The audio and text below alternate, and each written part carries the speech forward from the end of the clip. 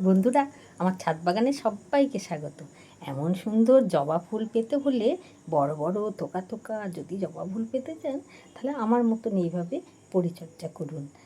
এইভাবে হলুদ পাতাগুলি মাঝে মাঝে ফেলে দিতে হবে, আর ছোট ছোট শুকনো ডাল এগুলোকে ফেলতে হবে।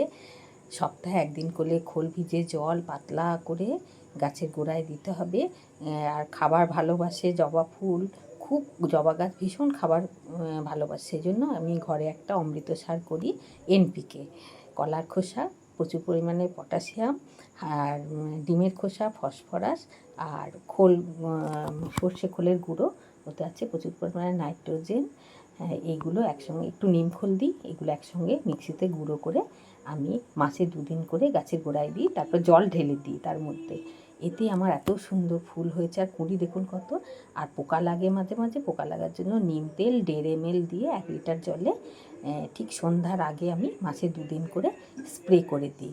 তাতেই আমার এত সুন্দর সুন্দর ফুল দেখুন। একটু বর্ষা পেয়ে এরা যেন নিজেদের বিকশিত করে ধরেছে।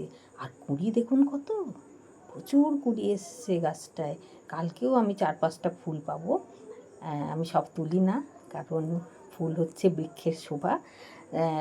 আমার কালী মা আছেন, তার রাঙা চরণেও 2-1টা করে দিই।